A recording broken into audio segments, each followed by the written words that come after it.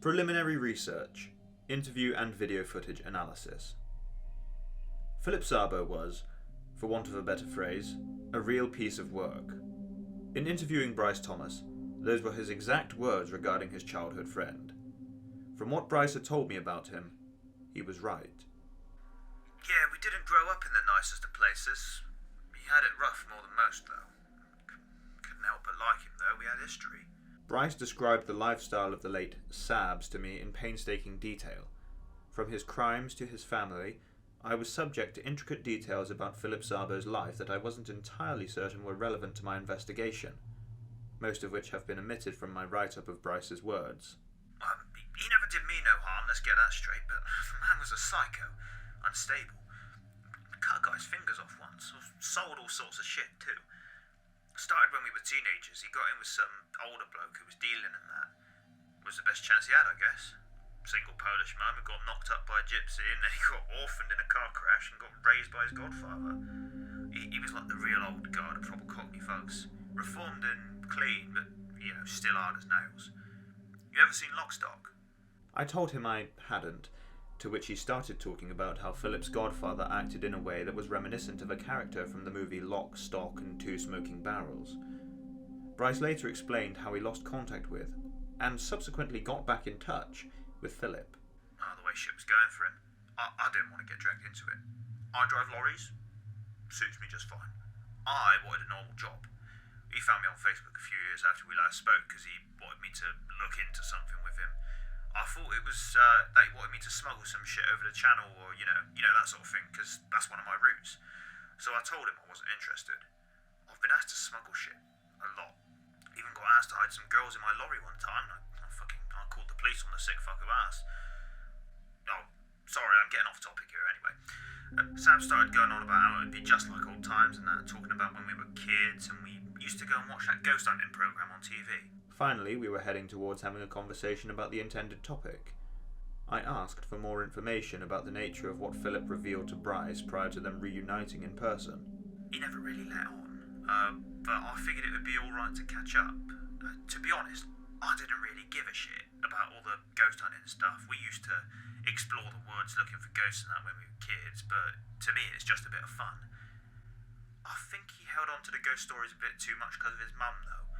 It was a big thing for him. I think his mum always used to tell him, Polish ghost stories and stuff and all that before she died. I was intrigued by the way Bryce described Philip's perspective.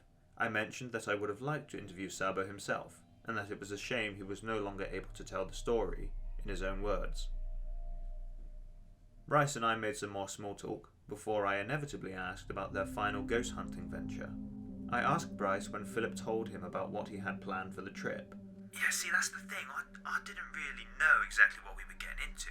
When I actually met up with him again, he told me about this Cornish fisherman that he somehow knew of.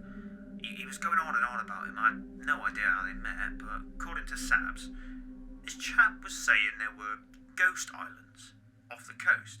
Little islands that aren't on any maps. I thought it was a load of bollocks, because if Sabs knew him, then he was probably a crackhead who was completely shot away. But Sabs was proper serious about me and him going to see these islands, saying that, there were real ghosts there. There were several questions I wanted to ask Bryce at this point, namely about what exactly ghost islands meant, and the reasons that said coastal islands would be uncharted. I made a note of these questions, but chose to pursue a line of questioning that would have Bryce retell events in chronological order. I asked Bryce to tell me about what he and Philip did when they arrived in Cornwall. Sabs was desperate to talk to the fisherman, local lad called Arthur. He was quite a bit older than the both of us. He didn't want us to film him, but I snuck a couple of shots of him in his boat. I was pleased that Bryce had mentioned the video footage before I had to bring it up. Asking for media that may or may not capture the death of a friend or loved one is always somewhat awkward. Others in this line of work find it easy, though admittedly they have been doing it for longer than I pressed Bryce for the video footage. Yeah, it's on my old phone. I got a new one last year. Bryce handed me an iPhone from his pocket, covering which was a thick, presumably waterproof case. He was obviously prepared to give it to me prior to the interview. It didn't have a password on it, something that Bryce may have done in anticipation for this moment. Never got round to selling it, so you can borrow it to get the footage. I have it on my laptop too. It's all in bits though. Oh, and for the record, Yeah, I only kept this in case the police asked about what happened. Not sure if they'd believe me, but, I don't know. Arthur told the police he fell off the boat, but if they ever came and started blaming me, I'd have something to show them. Unsure of how to approach the topic, I decided it best not to ask exactly how Philip had passed away. Instead, I thanked Bryce for his time and told him that a colleague of mine would be in touch to return the phone, and that I would call him on his current number if I had any more questions. I returned to the office and transferred the files from Bryce's phone to my desktop. I hunkered down in my cubicle and began to analyze the footage.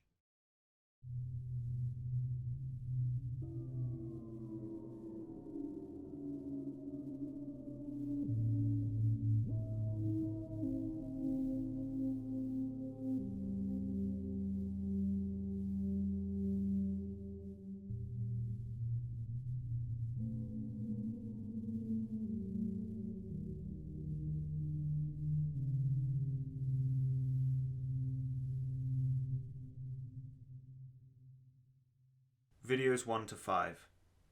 Each video is a clip between 2 to 8 seconds, for portions of which a bearded man is seen stood atop a boat in a harbour. The audio is muffled in all 5 videos. In video 4, a portion of the video focuses on the name of the boat the man is stood on, the Nimble Twist. The man in the video is presumably Arthur, the fisherman. Video 6. The camera focuses on a distant cliff edge.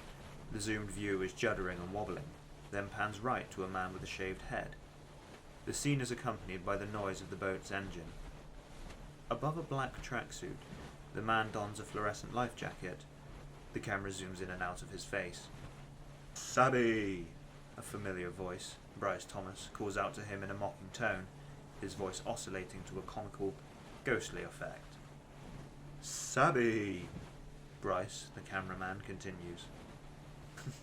"What?" Philip Sabo laughs. "We're going to the Ghost Islands, Sabby." Bryce continues to zoom the camera in and out of Philip's face. "Come on, mate. Take it seriously." Sabo frowns, his demeanour instantly shifting. "All right." Bryce pans once more to the right to reveal that they are aboard the Nimble Twist. "Do not film me," a rough, harshly accented voice demands. It's undoubtedly Arthur. "Right." The camera snaps back to a bobbing view of the distant cliff edge. "How do we get up the cliff?" Philip calls out. "You don't," Arthur shouts. "I'll take you round. There's a beach on the other side." "That's where he throws us overboard," Bryce mutters, flipping the camera to show his smirk. "Save your charge," Sabo instructs. "We want to actually be able to film the islands."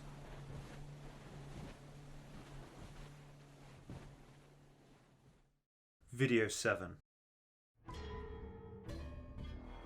The view of the camera is obscured by a thick fog, and the audio is distorted by rough ocean noises. Just audible over the ocean spray is a shouting Bryce. "Where the fuck are we going?" Bryce shouts. "We're almost there. He said this happens," Philip calls back. "He's trying to kill us or something." Bryce drops his phone into the boat, quickly retrieving it. "We're in a fucking dinghy." "My boat is not a dinghy," Arthur yells. "We're almost there." "How much further?" Philip asks, and contrary to Bryce's characterization of the man, there appears to be a hint of worry in his voice. "Just through this fog," Arthur reassures him.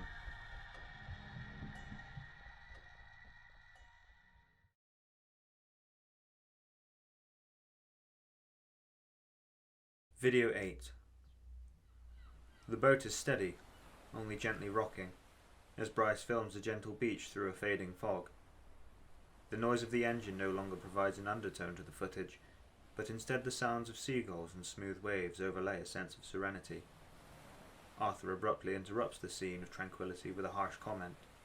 "Sure death if you carry on, boys," he mutters. "You're not going to take us any further?"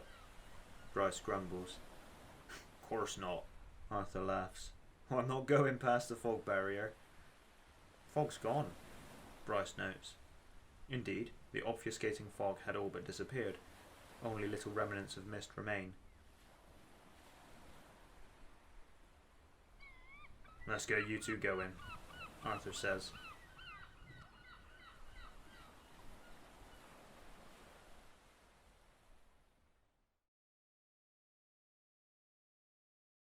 Video 9.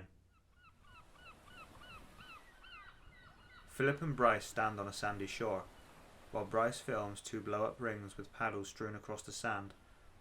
Philip complains under his breath. Why couldn't he drop us at the beach? He spits. Something about a fog barrier, Bryce responds with some uncertainty. No idea what that means. Philip shrugs. Sounds like a crackhead thing to say. Bryce chuckles before turning around to face the ocean. Wait, where the fuck did Arthur go? What? Philip jumps into view of the camera, spinning to face the empty ocean. He turns to face Bryce. That little shit! Philip tears off his life jacket, throwing it to the ground beside himself. You think he's coming back? Yeah, he's got to. Bryce pulls a bright object just into view of the camera. Why would he give me the flare gun otherwise? Right, he said he'd get us from the cliffside, Philip says. But he can't have gone out of view that fast. Like we'd see him going around still. How's he meant to get us from the cliffside? Bryce puzzles, making a scratching sound off screen. Bryce! Philip jolts towards him, reaching an arm out. Don't hit your head with the fucking flare gun! Bryce drops his phone a second time, retrieves it again, and the video ends.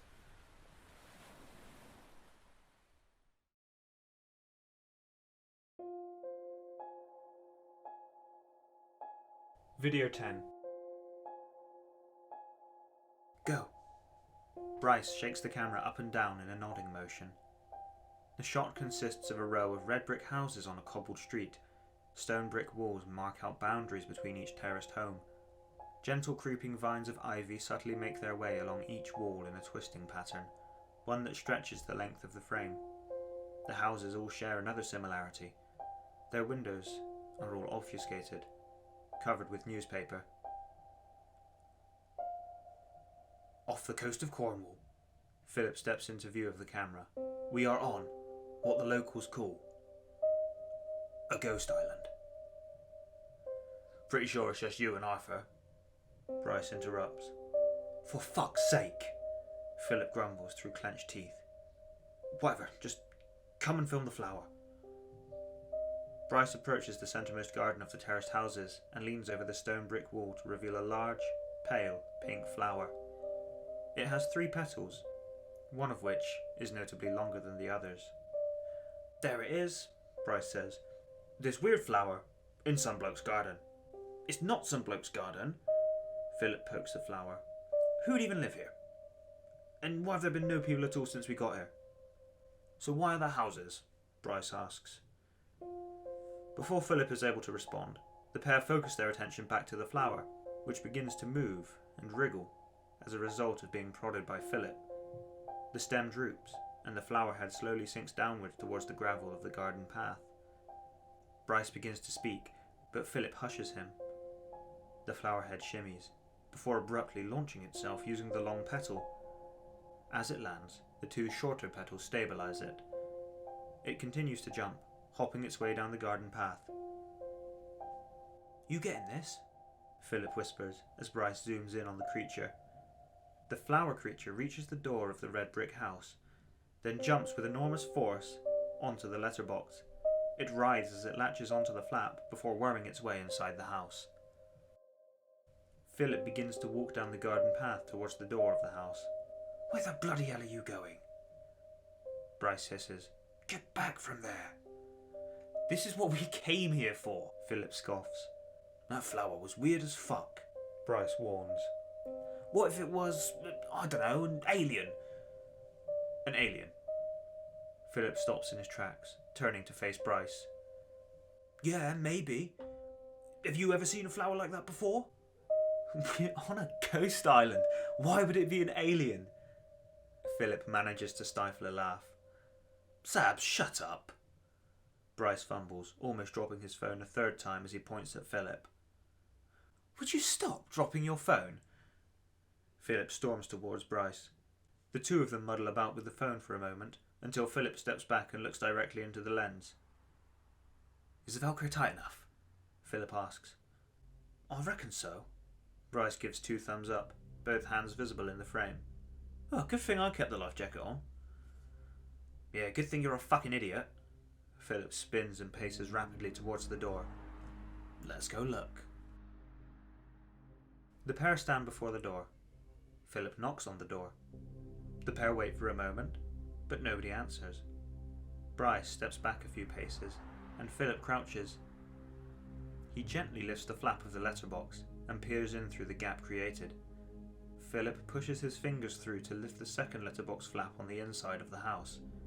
Shifting in place, Philip tries to spy on the interior of the house from various angles. Philip turns to look at Bryce, asking him to come closer and film the inside of the house. As Bryce approaches, Philip screams, reeling back from the letterbox. He clutches his hand, and Bryce stumbles backwards. Blood pours from stumps on Philip's hand, spattering at his feet, and he yells incessantly. Bryce thinks quickly and takes off a shoe, then hands his sock to Philip to hold on the wound. Come on, let's get out of here! Bryce trembles as he slides on his shoe. Jesus Christ! Philip jumps to his feet. What the fuck was that? As Bryce ushers Philip back down the garden path, a clang is audible. Bryce turns to see that the flower had dropped down from the letterbox, and instead of its gentle pastel hue, it sits proudly with a menacing splatter of ferrous red adorned upon its petals. It arches, readying itself to jump forwards. Bryce turns and runs, following an already fleeing Philip.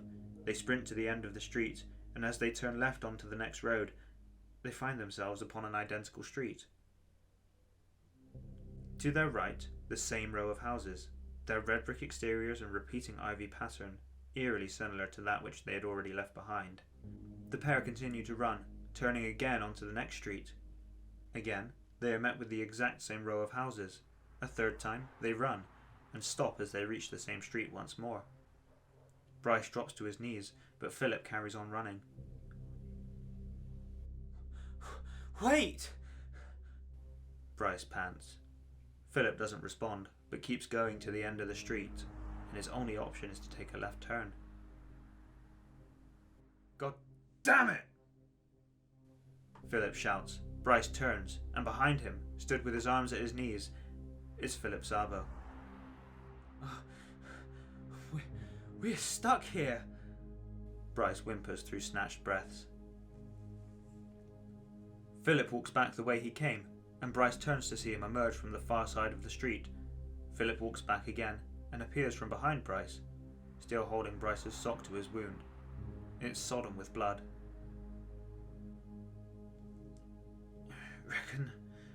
Reckon the flower ain't following us, Bryce thinks aloud. Should we check? Philip begins walking before he finishes his question. Right, yeah, Bryce follows behind.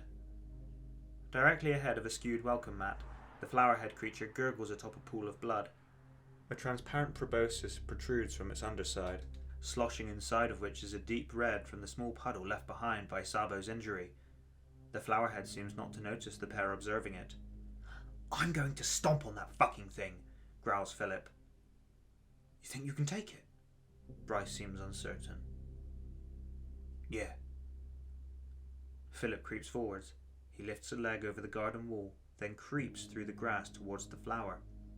Philip's footsteps over the unkempt lawn of the garden are soft, inaudible to the camera. Bryce's shallow breaths overshadow any noises that Philip may be making. He reaches the edge of the grass, beside the path the flowerhead drinks from. The pool has almost entirely disappeared by the time Philip reaches it, and the creature retracts its proboscis. It curls up into the underside of the flower. Philip raises his foot to stamp on the creature, but grassy tendrils shoot from the matted, dry lawn. They grab at his foot, wrapping around his ankle, calf and thigh, pulling him backwards into the foliage. Philip struggles and shouts, trying to raise himself back up, but the grass continues to pull him downwards, tangling around his wrists and neck. Bryce begins to dash forwards to Philip, but the flower jumps towards him. Bryce lurches backwards in shock. He trips and falls on his back. Philip cries out muffled words, begging for help. Bryce clambers up onto his feet, and sees the flower heading not towards him, but towards the stem from which it first fell. Undoubtedly relieved, Bryce instead turns his attention back towards Philip. At Philip's feet, a mound of dirt is forming. Flower stems with off-shooting dandelions and daisies sprout up from around the pile of soil. They mould and twist, wrapping and writhing into a womanly figure. She grows tall, her form great and majestic, almost above the height of the houses. Willow branches weep from her head like a great mane of wooden hair. The grass releases Philip, and he rises before the flower-weaved giantess. She kneels to meet his gaze, her gargantuan face forbiddingly looming. She and Philip stare at each other. Philip is frozen, paralysed by fear. The green woman looks at him at first with rage, but it instantly melts away into curiosity. Her eyes jitter up and down, observing details about his person. Bryce watches from behind the stone wall, whispering just loudly enough for Philip to hear. He begs Philip to return to the street, but as Bryce ushers Philip back to him, the giantess scoops Philip up in her arms, holding him as one might carry an infant. Her voice is gentle. Her breath carries on the air like a rustling in the wind. Wisps of a chill breeze are whittled into her words as she whispers a message for all to hear. "Your mother looks down on you," she coos. "She watches." Bryce stands up. Philip's face creases with vulnerability, his hardened exterior now resembling a sad, lost boy. "She does?" With his uninjured hand, Philip reaches out to the great face of the giantess. "She does," the green lady cackles, her voice beginning to bear the embers of anger. Her face contorts to the unfiltered hatred that she had shown upon her awakening. "She is disgusted by what you've become." The green woman plunges her face towards Philip. Rows of teeth made from thorns line her mouth. She wrenches at Philip's arm, and he screams as it is torn from his socket. Bryce quickly points the flare gun towards the woman. He takes aim. Philip is writhing in agony as Bryce tries to aim at the woman so as not to hit his friend. The thorn-ridden mouth plunges towards Philip to take a second bite, and Bryce squeezes his finger on the trigger. A trail of smoke hurtles with a crash from Bryce's shot. The hissing flare penetrates its target, and a fire blazes within the green woman. Shadowed by the creeping vines that compose her body, still visible is the flare that burns within her chest. It begins to envelop her body until she becomes a burning effigy of the unkempt garden. She throws her victim to the ground with a crunch, turning to Bryce. "Oh shit, oh shit, oh shit."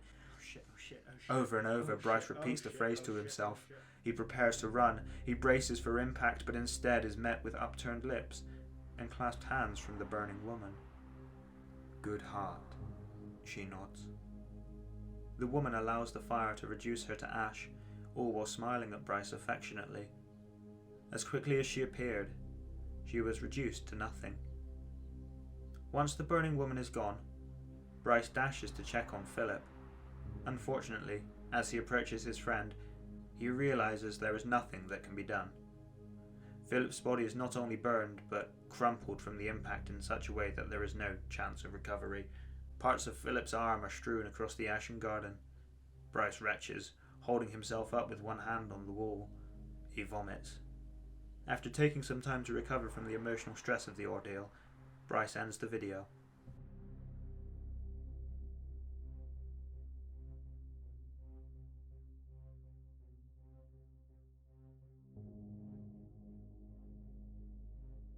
Conclusion.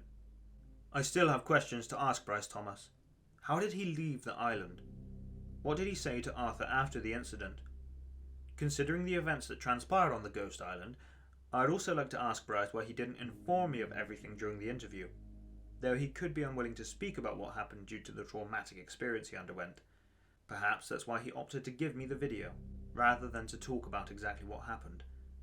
After extensive analysis, Lola, our in-house video specialist, has determined that there is little possibility of CGI being used to create this sequence of videos. Therefore, I have decided that further investigation is required. Our next step is finding the nimble twist, and the man who sailed Bryce Thomas and Philip Szabo to the hidden islands of Cornwall.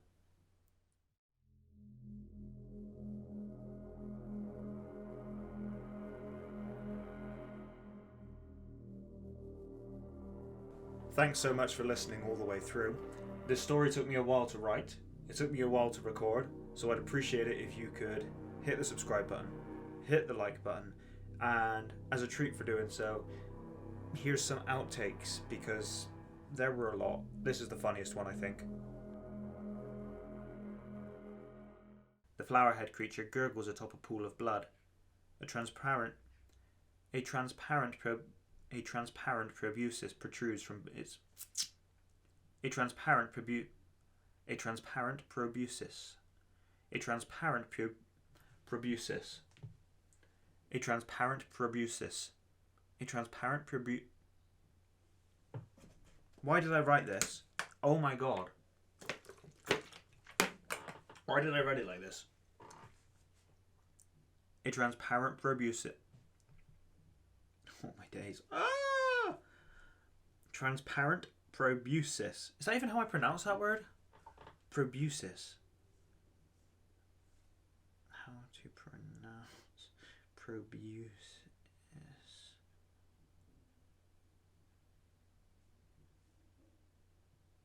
Proboscis. Proboscis? What the fuck did I write proboscis? He reaches the edge of the grass, beside the path the flowerhead drinks from. The pool has almost entirely disappeared by the time Philip reaches it, and the creature retracts its proboscis. Fuck me, I wrote the word again.